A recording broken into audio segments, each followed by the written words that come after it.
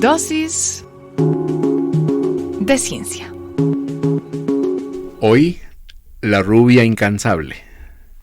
Bienvenidos a otra dosis de ciencia. Como siempre, nos acompaña aquí el profe Mario Vázquez compartiendo historias, anécdotas y también pues los datos curiosos con los que cerramos particularmente este espacio. Profe Mario Vázquez, como siempre, bienvenido. ¿Cómo ha estado? Muy bien, muchas gracias, Joana. Contento de estar aquí, como siempre, con estas dosis semanales.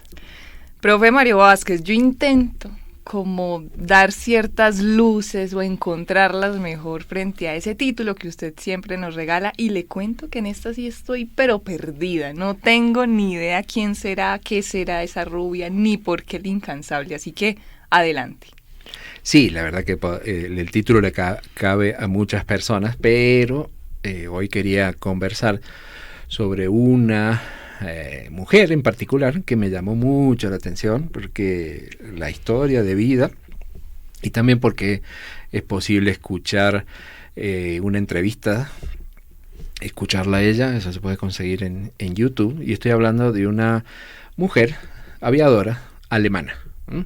Era rubia, y ahora te vas a dar cuenta por qué lo de incansable, porque realmente a uno lo deja pensando cómo fue la vida de esta mujer, que nació en el año 1912 y murió en el año 1979. Por eso hay registros que uno puede encontrar de entrevistas que le hicieron antes de fallecer. Anna Reitz se llamaba. Y son de esas, profe, que usted dice que lo deja uno pensando, pero que también como aburrido de cómo hizo tanto, ¿o no? No, yo quedé realmente sorprendido porque primero que no encaja en lo que uno imagina que era la aviación para esa época en la que a ella le tocó ser aviadora. Mire que siempre que hablamos, siempre tocamos mujeres, son especiales porque han hecho, digamos, no fue fácil, no era fácil para volar en esas épocas para los hombres, que por una cuestión también de lo que implicaba manejar esas máquinas. Hoy en día esto ya obviamente no tiene sentido a ese tipo de discriminación, porque hasta los aviones comerciales más grandes, como el A380, el más grande de todos, lo conducen mujeres jóvenes como tú sin ningún inconveniente, porque es como manejar, no sé, un computador. De hecho, todo el avión lo manejan computadores. Pero en aquellas épocas que todo era físico, todo era manual, esta mujer, ya que hubiera manejado un avión, ya era para que nosotros nos quitáramos el sombrero. Pero ella manejó muchos aviones. Y además ella era llegó a ser piloto de prueba. Que eso lo hemos mencionado también. Un piloto de prueba es, no sé, lo más cercano que uno asociaría así de forma brutal con ser un piloto bastante suicida. Porque un piloto de prueba es el que va a probar algo en el aire, algo que no se sabe si quedó bien o no. Tú me decías, a veces el piloto de prueba es el que prueba el avión cuando recién lo hacen, y es cierto. Uh-huh. Normalmente, ¿te acuerdas cuando vino el A380 aquí al aeropuerto? Al José María. Al José María. Eso eran pilotos de prueba. Normalmente van vestidos inclusive con trajes anaranjados, se los distingue, porque no están haciendo vuelos comerciales, uh-huh, sino que están probando el avión en distintas condiciones. Entonces dice, bueno, vamos a probar si el avión, qué tal se comporta despegando o aterrizando a esta altura, o a alturas superiores, o en climas fríos, o en la nieve, uh-huh, y buscan esas condiciones extremas. Pero nadie lo ha hecho antes. Entonces el piloto de pruebas dice, bueno, sí, voy a ver cómo se comporta esto. Corre el riesgo, es terrible. Esta mujer era piloto de prueba, la rubia, Ana. Y como con eso ya demuestra un cierto nivel de coraje para subirse a esos aviones, esta mujer, lo de incansable, o inquieta dirías tal vez, consiguió batir 40 récords de altura. O sea, una vez te subes, bueno, sí, nadie subió a esta altura. Feliz, eres poseedora del récord. Pero ya se engolosinó y batió 40 veces el récord. O sea, subía cada vez más alto. O sea, no se podía... Perdía el miedo y decía, puedo hacerlo más. No, creo que no, esta mujer no supo lo que era ser miedosa. Fue la primera mujer alemana que tuvo una licencia de capitán. O sea, eso era una cosa que y esto a ella le tocó en la Segunda Guerra Mundial. O sea, ella estuvo en esa época de la Segunda Guerra Mundial, inclusive se recuerda una imagen que fue una de las últimas personas que lo vio a Hitler con vida. Cuando ya estaba la guerra perdida para él, Berlín estaba bajo ataque, ella con otro piloto esquivando los bombardeos rusos, lograron aterrizar en Berlín, los buscaron en un lugar, los llevaron en un camión, quisieron convencerlo a Hitler de escapar. Le dijo que no, y fue una de las últimas personas que lo vio a él. Ella fue condecorada, o sea, era un personaje, y si cuando vos lees la foto, al margen de las cuestiones políticas y de lo horrible de la guerra, si tú ves la felicidad con que ella hablaba y manejaba esos aviones, o sea, lo disfrutaba realmente. O sea, hay que tener una pasta, esta mujer estaba hecha de una pasta especial. Por ejemplo, ¿te acuerdas que en una dosis anterior hablamos de un avión, un Comet, que era como un avión que era fácil de subir porque tenía unos cohetes y que despegaba con cohetes y ya alcanzaba una altura increíble rápidamente, pero que después se acababa el combustible y tenía que bajar planeando? ¿Quién se iba a subir a esas cosas? Que además te llevaban cohetes alimentados con unos combustibles que no se podían mezclar entre sí, porque si se mezclaban explotaban, que atacaban la materia orgánica, por lo cual los pilotos tenían que ir con unos trajes especiales para que no les tocara una gota de eso. ¿Quién se podía montar a esa cosa tan peligrosa? Adivina pues, quién. Ana. Entonces, Ana, inclusive en una época, tuvo accidentes, pero sobrevivió. Estuvo 5 meses en el hospital. No solo eso. Vos decís, bueno, en aquella época, cuando estaba el gobierno nazi, se construyen los que serían los pioneros de los actuales helicópteros. Entonces había un fabricante llamado Foch, que era muy conocido, fabricaba aviones, fabrica un helicóptero. Y el helicóptero no tenía la forma de los actuales, sino que los rotores estaban a los costados, había dos rotores. Y para impresionar al público por ese invento, digamos, lo hacen volar, para mostrarlo, volando, pero dentro de un estadio, cubierto. O sea, dentro de una cosa que era con techo.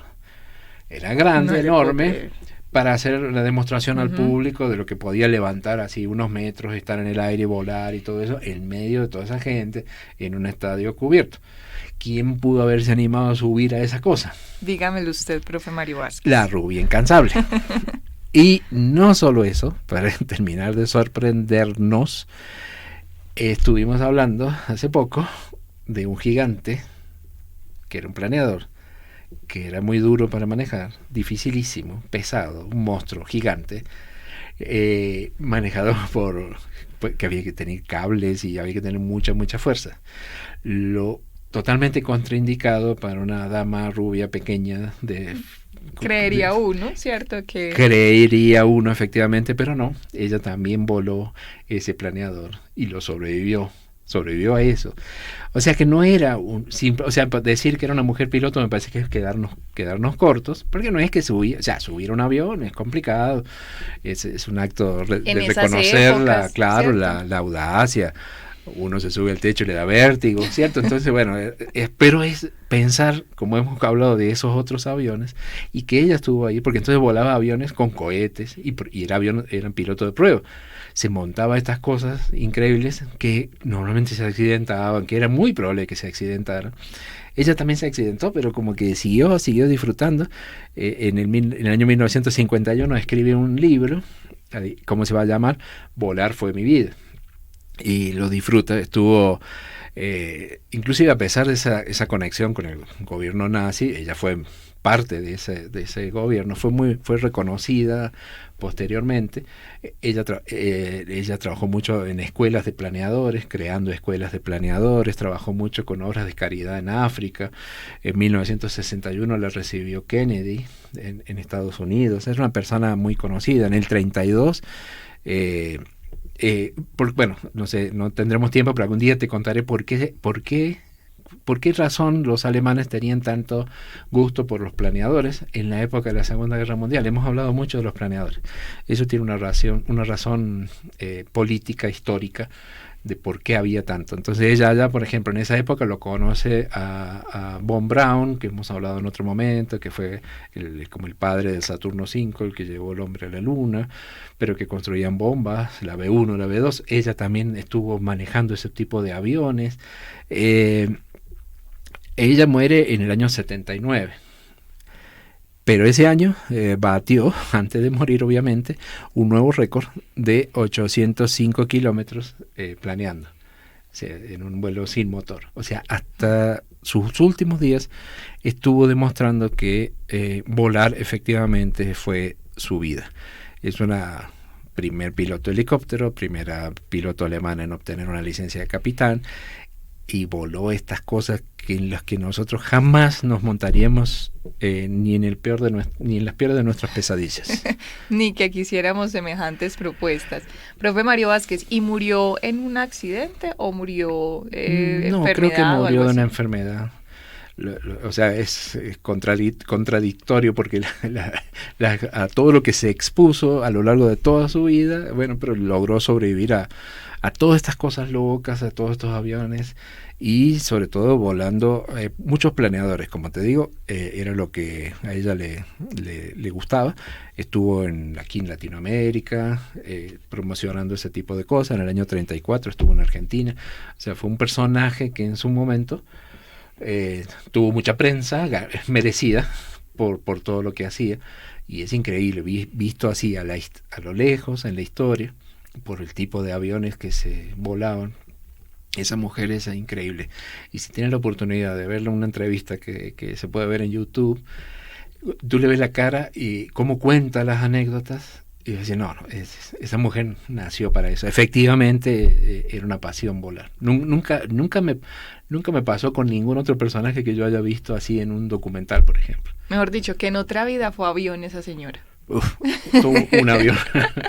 Profe Mario Vázquez, ¿quedó usted antojado de comprar el libro que escribió, de tenerlo? ¿O qué tal la curiosidad tiene sus límites también? No, yo sé que eso puede ser un detalle muy, muy importante para quedar bien conmigo, así que sí, claro, adelante. Veremos quién de la emisora se anima. Yo no, porque quedaría muy obvio, pues, porque, ya se la doy. Así como muy forzado. Sí, no. Dejémoselo a otra persona. Por el momento, dato curioso. Atiende, aprende y sorprende. Aquí va el dato curioso. Estábamos hablando, ahora que no podemos hablar de rubias y de mujeres inquietas como nuestra amiga Ana que trajimos hoy. Pero sí te hice mención estratégicamente muchas veces de la palabra de planeadores. Sí, señor.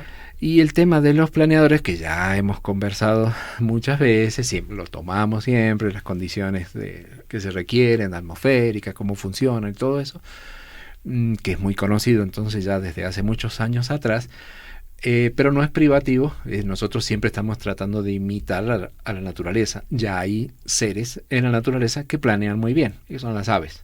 Sí. No todas.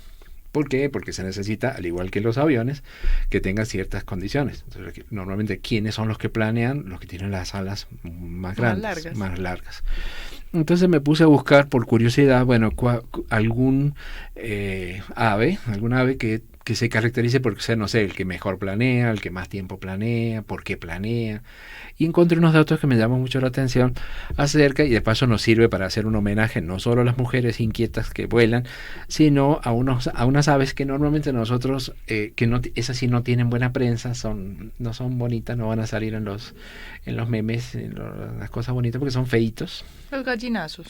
De la familia de ellos. Ese sería un ejemplo nuestro de ese tipo. Pero realmente, sí, ya que lo mencionas, los gallinazos no salieron favorecidos. Lo que es la falta de mundo, profe Mario Vázquez. No, pero podemos partir de aquí porque me sirve de ejemplo también. O sea, tú, digamos, no lo pondrías en el estado de tu cuenta, la foto del rostro. O sea, hay caras mejores. Pero sin embargo, si tú los ves volar, son muy bellos. Volando, son unas aves que son muy, muy bonitos verlos porque usan mucho lo de planear. Entonces, ver un ave planeando es muy bonito. Es mejor así como de lejos, como de ciertas personas. Sí. Ok. En este caso, un pariente europeo, digamos, del gallinazo, es el buitre leonado. Sin buitre uno ya empieza mal, ¿cierto? El buitre. Pero son importantísimos. Es más, si uno empieza a leer todo, te terminas convenciendo que hasta son lindos. O son importantes, digamos, no lindos, porque los conceptos de belleza son muy, muy relativos. Sí. Y sobre todo con usted. Bueno, al margen de, el buitre leonado, volviendo a nuestra ave, pesa hasta 10 kilos, tiene 2,5 metros de envergadura, o sea que tiene unas alas muy, muy grandes, y es muy bonito verlo planear. Inclusive, si recuerdas, en los gallinazos, estas aves que planean mucho, las puntas de sus alas tienen unas plumitas como si fueran unos dedos. Sí.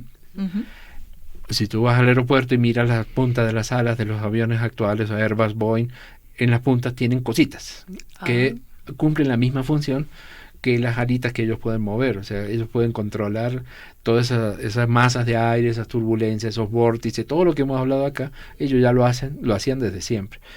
Este buitre se caracteriza que tiene buena vista. Estos animales tienen muy buena vista. ¿Por qué? Porque vuelan muy alto y ellos dependen de qué van a comer. Y desde allá tienen que ver la presa. Y tienen que pueden calcular una trayectoria precisa. Ahora, ahí viene la parte complicada de explicarte, pero que tienen cosas importantes. Ellos son animales carroñeros. O sea, no cazan presas como las águilas. Las águilas son más pequeñas, entonces es como si estuvieras comparando aviones distintos. Este es un avión gigante, planeador gigante, y por lo tanto puede mantenerse en el aire, sabe cómo usar las corrientes de aire, pero no serviría como un cazador, porque es muy lento. Las presas se escapan. En cambio, un águila tiene las alas más pequeñas y buena vista y puede agarrar con sus garras a la presa. Ellos están condenados a comer sobras o animales muertos. Pero tienen que verlo desde mucha altura. Entonces tienen buena vista, no pueden ser veloces, entonces van a comer, se alimentan de animales muertos. Eso entonces que suena tan horrible, pero es tremendamente importante, inclusive para nosotros, para nuestras vidas, porque en los animales muertos, entonces es un proceso de descomposición del animal y está lleno de agentes que son patógenos.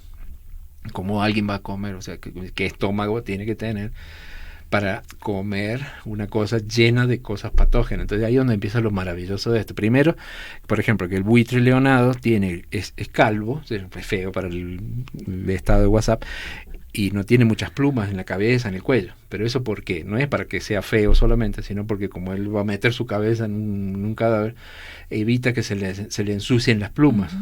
De esa manera puede hacerlo. Y tiene unos jugos digestivos, que eso mucha gente lo estudia también, que son tan importantes porque destruyen bacterias de lo que están comiendo. O sea, tiene un método de protección propio que a ellos no les afecta. Hay una forma natural de protegerse, que es que sus heces caen sobre sus patas. Es una cosa cochina, es una cosa impresentable, pero es una forma de esterilizarse el cuerpo, porque ellos tienen que agarrarlo. O sea, está protegido, es como si se pusiera una bata unos guantes. Como si pusieran unos guantes. Entonces, una cosa maravillosa de la naturaleza, cómo se protege de no verse afectado. Y entonces, uno dice, bueno, es como, volviendo a los temas que nos gustan, los aviones, es como una etapa intermedia o en un extremo de aviones posibles. Como decíamos recién, si hubiera salido con las alas un poquito más cuadradas, podría cazar animales vivos, como las águilas, pero no, él las tiene muy grandes. O si tuviera unas alas muy chiquitas, podría meterse entre los árboles y buscar su presa, como hacen los gavilanes. Pero ni las águilas ni los gavilanes pueden aprovechar las corrientes térmicas como él, de mantenerse planeando allá arriba. Bueno, ahí está, cada uno con sus características que les dan ciertas ventajas. Como nos pasa a nosotros, hay que conformarse adaptarse a lo que uno es y a lo que uno tiene, digamos. Y aprovecharlo. Exacto. Profe Mario Vázquez, mil gracias. A ti.